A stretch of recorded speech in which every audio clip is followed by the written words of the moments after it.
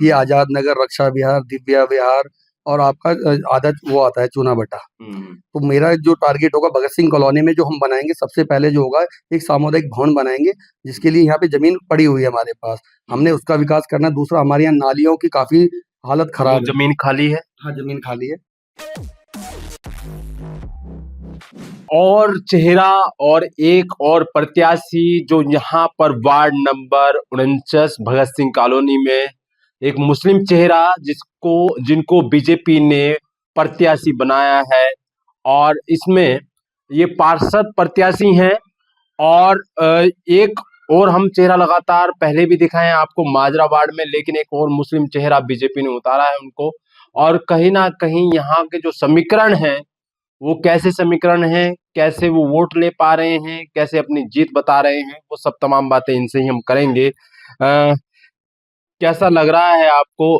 कांग्रेस का टिकट जिनको मिलना था उनके पर्चे खारिज हो गए थे, लेकिन अब दो व्यक्ति आप मैदान में हैं, एक निर्दलीय, एक आप भारतीय जनता पार्टी से। क्या लग रहा है इस चुनाव में आपको? देखिए, हमारा जो मुकाबला था वो कांग्रेस से था, क्योंकि कांग्रेस से जो थी हमारी मुद्दों की राजनीति थी। क्योंकि जो पार्षद रहे इलियास अंसारी साहब, वो काम नहीं कर पाए क्योंकि सरकार उनकी नहीं थी और वो काम करने में भी इतने एक्टिव नहीं थे। और जो दूसरे खड़े हैं निर्दलीय, उनसे हमारा कोई मुकाबला नहीं है, एक तरफा जीत रहे हैं हम लोग। तो ये जो जीत बता रहे हैं आप, क्या आप एक मुस्लिम चेहरा है और बीजेपी का एक दूसरा चेहरा है, एक माजरा वार्ड में, एक आप, जो कहीं ना कहीं अपनी जीत बताने में ये बता रहे हैं कि जीत रहे हैं, लेकिन आपका क्या समीकरण है कि किस प्रकार से आप बता रहे हैं कि कांग्रेस का टिकट ना होने पर आप बोल रहे हैं कि जीत हमारी पक्की है? देखिए, मैं लगातार पिछले 8-10 सालों से काम कर रहा था जनता के बीच निस्वार्थ होकर। मेरा कोई वो भी नहीं था कि टारगेट कि मैं कल को पार्षद का चुनाव लड़ूंगा। आज भारतीय जनता पार्टी ने मेरे को टिकट देके उतारा है वार्ड नंबर 49 से, तो मेरी काबिलियत पे उतारा है, क्योंकि मैं यहाँ लगातार काम कर रहा था लोगों के लिए। और जो जनता है, मेरे परिवार, जो भगत सिंह कॉलोनी मेरे मोहल्ला जो है, मेरे परिवार की तरह है। मेरा यहाँ सबसे दुआ सलाम थे, उठना बैठना था, और लोगों के जो काम होते थे सुबह, दिन, दोपहर, रात, आधी रात, मैं करने में सक्षम था और कराता रहा मैं विधायक जी से। उनके पास जैसे कोई समस्या होती थी, नाली की, सड़क की, आयुष्मान कार्ड, लेबर कार्ड, आपका राशन कार्ड, तो विधायक जी के द्वारा वो सब काम में निस्वार्थ कर रहा था। आज भारतीय भारतीय जनता पार्टी ने मेरे को वार्ड 49 से टिकट देकर उतारा है, और जनता का बहुत प्यार मिल रहा है। सामने वालों पे मेरे लिए विरोध करने के लिए एक शब्द नहीं है कि वो जैसे जो खड़े हुए हैं कि मेरा विरोध जाहिर कैसे करें कि मेहताब में ये कमियां हैं। वो मेरी खूबियां गिना रहे हैं अपनी मीटिंग में, बोलते हैं बहुत अच्छी लड़का बहुत अच्छा है, पर पार्टी की दिक्कत है। अरे भाई, मेहताब की आज जो पहचान है वो उसकी पार्टी से पहचान है, क्योंकि मेहताब जो काम कर रहा था वो भारतीय जनता पार्टी के उस पर कर रहा था। अच्छा, कल कार्यक्रम भी हुआ जहां पर मुख्यमंत्री पहुंचे हुए थे, आप भी पहुंचे थे उसमें, और हालांकि कांग्रेस और बीजेपी के बीच में वहां नारेबाजी भी हुई, आप भी आए थे। जी। कैसा रहा कार्यक्रम? देखिए, माननीय मुख्यमंत्री पुष्कर सिंह धामी जी आए थे, और धाकड़ धामी जब आता है तो प्रोग्राम बहुत अच्छा हिट होता है।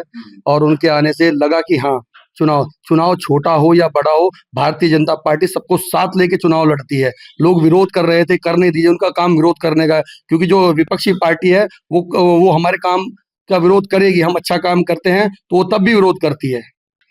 तो आप जो यहाँ पर इस क्षेत्र में आप घूम रहे हैं, तमाम जगह जा रहे हैं आप, आपका विजन क्या है भगत सिंह कॉलोनी को लेकर? क्योंकि यहाँ पर जो पार्षद रहे हैं वो कांग्रेस के पार्षद रहे हैं, तो आपका जो आने वाला समय होगा, अगर आप इस सीट को निकालते हैं, तो आपका विजन क्या है इस क्षेत्र को लेकर? देखिए, जो मेरा जो क्षेत्र है भगत सिंह कॉलोनी, ये आजाद नगर, रक्षा विहार, दिव्या विहार और आपका आदत वो आता है चूना भट्टा। तो मेरा जो टारगेट होगा भगत सिंह कॉलोनी में जो हम बनाएंगे, सबसे पहले जो होगा एक सामुदायिक भवन बनाएंगे, जिसके लिए यहाँ पे जमीन पड़ी हुई है हमारे पास, हमने उसका विकास करना है। दूसरा, हमारे यहाँ नालियों की काफी हालत खराब है। जमीन खाली है। हाँ, जमीन खाली है।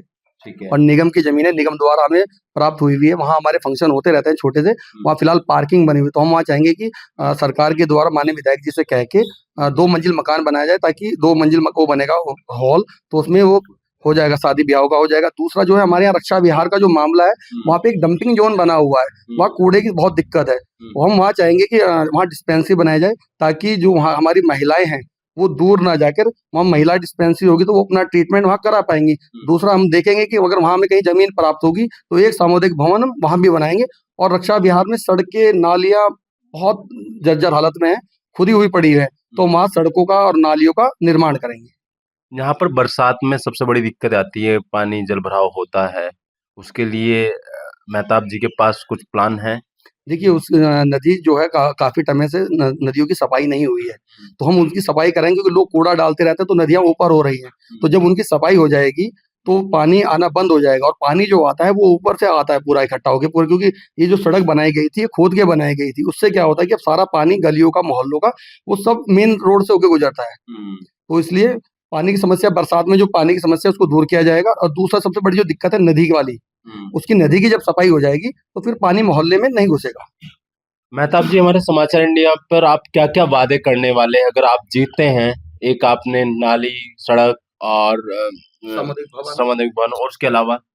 उसके अलावा जो नशा मुक्ति, हम्म, और जो नशा हो गया आपका नंबर एक, दूसरा लोगों के ration card, Ayushman card, labour card, और पेंशन, वृद्धा पेंशन, विधवा पेंशन, और वित्तीय विकास निगम से जो लोन मिलता है 2 लाख से लेके 10 लाख तक, वो हम अपने जो बेरोजगार युवक हैं, वो किसी भी धर्म का हो, उन अल्पसंख्यक धर्म के जो होते हैं उनके लिए मुहैया कराएंगे। इसके अलावा और आपके दिमाग में कोई और बात है जो आप कहीं ना कहीं जनता को बोलना चाह रहे हैं? कोई एक संदेश देना चाह रहे हैं? संदेश तो मैं एक देना चाहूंगा, जो हमारे युवा हैं फिलहाल नशे की तरफ चल रहे हैं, हम उनको जो मुख्य धारा में जोड़ने का काम करेंगे वो होगा कि हम उनके परिवार के साथ काउंसलिंग करेंगे। उससे ये होगा कि पहले क्या होता था, पहले जो हमारे विपक्षी नेता थे वो क्या करते थे, पुलिस को 100 नंबर पे फोन किया और उनको उठवा देते थे और उनको जेल भिजवाने का काम करते थे। हम ऐसा नहीं करेंगे, हम उनके परिवार के साथ काउंसलिंग करेंगे। काउंसलिंग करने के बाद हम उनको, जो उनके युवा फिलहाल नशे की लत में पड़ चुके हैं, हम उनको सेंटर भिजवाने का काम करेंगे ताकि वो वहां से सुधर कर मुख्य धारा में जुड़ने का काम करें। मेरे साथ में एक ऐसे शख्स हैं जो मेहताब जी के साथ में लगातार पहले से ही वो साथी हैं, और दोनों एक साथ काम करते आए हैं, एक दूसरे को पकड़ कर चलते हैं। और गुलफाम जी, आज पहली बार आप मेरे साथ में समाचार इंडिया पर आप हैं, क्या कहेंगे इस चुनाव को लेकर? क्योंकि लगातार आप यहाँ कैंपेनिंग भी कर रहे हैं मेहताब जी के लिए, क्या कहेंगे आप? एक तो मैं धन्यवाद करता हूँ भारतीय जनता पार्टी का, जिन्होंने एक हमें युवा, ऊर्जावान, शिक्षित प्रत्याशी दिया है। उसके लिए बहुत बहुत धन्यवाद भारतीय जनता पार्टी का। और जो माहौल है आज, वो देख रहे हैं, हमने काम, बहुत सारे काम कर रहे हैं। सड़कें देख लो आज कितनी सुंदर है। नहीं तो जब कांग्रेस सरकार थी, सड़क में गड्ढे ही गड्ढे थे। तो उसका लाभ हमें मिलेगा। और क्या नाम जो है, पब्लिक को बहुत समर्थन दे रही है। पब्लिक का बहुत धन्यवाद, जिस तरह समर्थन दे रही, घर आके समर्थन दे रही है। कई घरों में हम नहीं गए तो तब भी आ रहे हो। क्या आपकी मुस्कुराहट बता रही है कि साहब यहाँ माहौल बदल गया, कि कांग्रेस का टिकट नहीं हो पाया है इस वजह से। एक तरफा है, कांग्रेस का टिकट होता तब भी हम जीतते।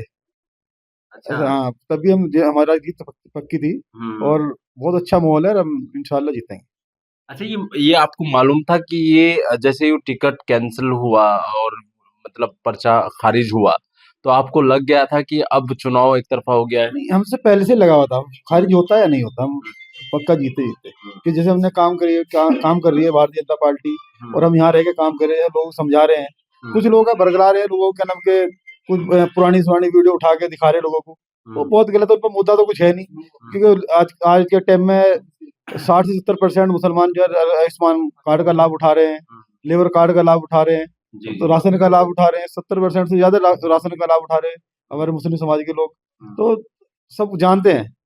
और कई लोग तो डरे भी हैं, उनसे डरा रहे हैं, कभी कस्में खिला रहे हैं दीन ईमान की। अरे इसमें दीन ईमान कहाँ रखा है? ये तो राजनीति है, जहाँ अच्छा जो पार्टी अच्छा करेगी उसे समर्थन मिलेगा। अच्छा, मेरा सवाल ये भी था, क्योंकि ज्यादातर ये देखा गया है कि एक रिकॉर्ड उत्तराखंड में बना है कि पहली बार कोई पार्षद उत्तराखंड में मुस्लिम चेहरा बना, दूसरा चेहरा और बीजेपी ने दिया है।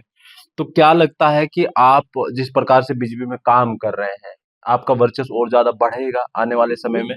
बिल्कुल, लगातार बीजेपी जो है ना, बीजेपी परिवार बढ़ता जा रहा है।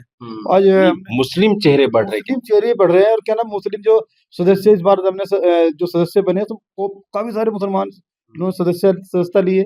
हमने कैंप लगा के यहाँ सदस्यता दिलाई है मुसलमानों, बहुत सारे मुसलमान जुड़े हैं। तो आप साथ में खड़े हैं? बिल्कुल साथ में खड़े, छोटा भाई है अपना। और लगातार पहले से ही साथ है, अब भी साथ है। और पूरा भाजपा परिवार एक ही होता है, उसमें कोई है ही कैसा नहीं। समर्थन आ रहा है? अच्छा समर्थन आ रहा है, बहुत बहुत भारी समर्थन मिल रहा है, बहुत भारी, एक तरफा विजय है। तो आप देख सकते हैं अभी 23 तारीख को चुनाव होना है और फिर हम दोनों शख्सियत के साथ में बैठेंगे और क्योंकि सर्वे भी हम यहाँ पर किया है हमने, क्योंकि यहाँ पर जो टिकट का हिसाब किताब रहा है उसकी वजह से हो सकता है वो अपनी सीट निकाल पाए। तो देखने वाली बात होगी कि इस चुनाव में कितना भारी भरकम चुनाव ये लड़ा जाता है या आसानी से जीत पाते हैं और जीतने के बाद कितना काम करते हैं, उसको भी कभी ना कभी हम देखेंगे। आप देखते रहिएगा समाचार इंडिया।